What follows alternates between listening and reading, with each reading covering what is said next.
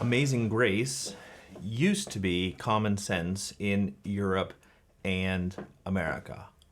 When we've been there 10,000 years, bright shining as the sun, we've no less days to sing God's praise than when we first begun. It used to be common sense that death wasn't really going to happen to us, that there was going to be a continuity between living now and living later. And there was going to be just a transition bit called death, but really not death. It's no longer that way in Europe, and it's no longer that way in America. The idea is death is going to happen to you, and you've got 70 plus years to make the most of it.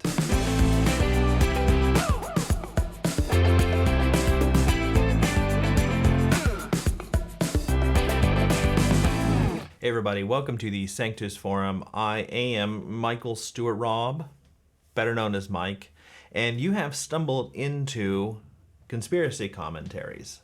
Conspiracy Commentaries means we talk about Dallas Willard's book, The Divine Conspiracy, one section at a time.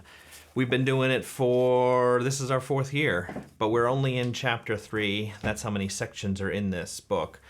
And if you don't know, I think most of you do, but if you don't know, there is a podcast. If you don't have the ability to watch these things, you don't care about that, there's a podcast. Hello to all of you who have been only listening to this. Thanks for being here as well.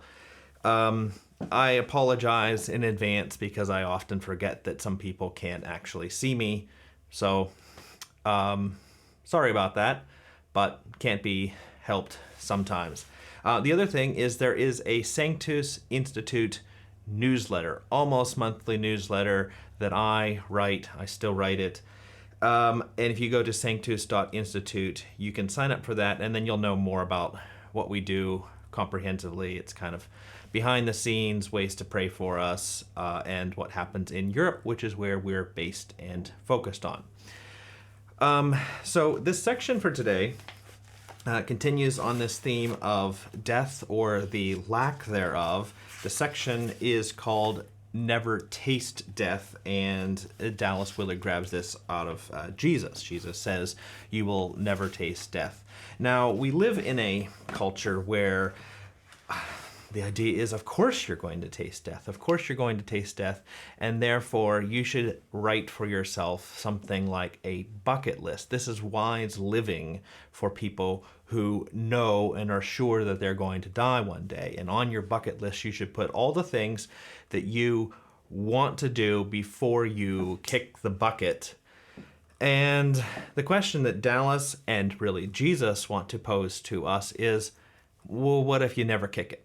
What are you going to do then? For some people, that might be a major disappointment, that they're not going to have happen to them this thing that they have been expecting to happen to them. And then they might find out that writing that bucket list and putting those things on there was actually an unwise way to live, because they will have plenty of time to do those things that they are trying to jam into 70 plus years. Well, I think this is one of the most un-Christian, un-Jesus-like ways that we live in the West, mainly in Europe and North America and anywhere else that considers itself a part of the West. One of the most un-Christian ways that we live, and often the non-Western countries, especially if they're Christian, can really think about things in a much more Christian way than we do. Because I find in lots of churches, lots of Christians, people still, even if they don't actually write a bucket list, still think that way. They still think there are these things that I want to do, and I'm going to have to arrange my life so that they happen. Otherwise, that's it.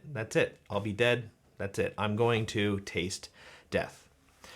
Well, in this section here, Dallas Willard is trying to argue, otherwise it's not much of an argument, but he's just trying to present Jesus's way of seeing things. And he's come up with this statement.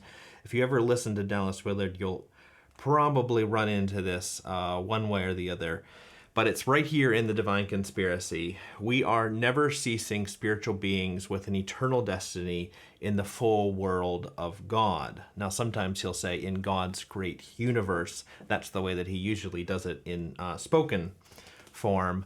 But never ceasing spiritual beings with an eternal destiny in God's great universe. You just have to sort of let a statement like that really work on you. Write it down somewhere, put it somewhere that you can see it, give it time to sort of think through, and then think about whether you think it's false, because it would be a rather important thing to figure out whether something like that is true or false. Now, my way of trying to help us get this into our lives now is to think about how we would live if we never kick the bucket. How ought we live if we're never going to kick the bucket?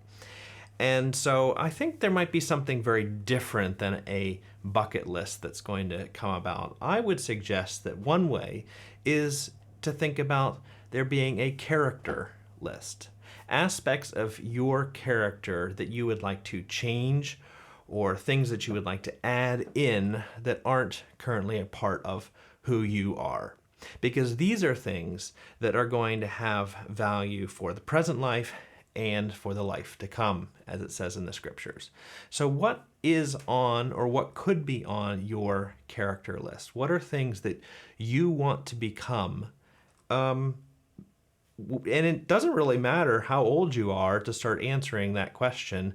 Obviously, if you're younger, you're going to have more time to work on it and achieve something. That's probably the wrong word, achieve, but arrive at a certain new way of living before this transition, death, comes about. But if you're older, you can start working on a particular aspect of your character, and that probably will continue on after you've passed on.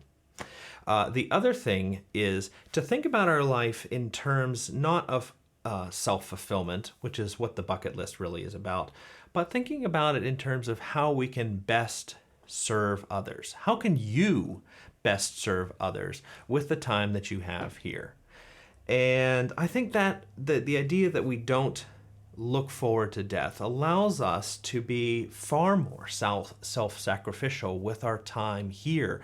And we can think about how are we going to use our time and our money and our resources to really help people that are around us in our way. Obviously, there are many things that are not going to be open to us just based on who we are.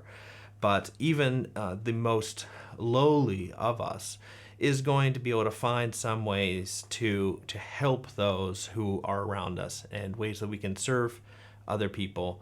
And think about what would that be? What is your way of doing that, rather than writing a bucket list? Well, thanks for being here. That's all I've got for you today. And do check out that subscription over at Sanctus Institute. We're at work in Europe trying to help mainly European ministers, European churches, but anybody else that we can help along the way. So join us for that ride. See you next time. Bye.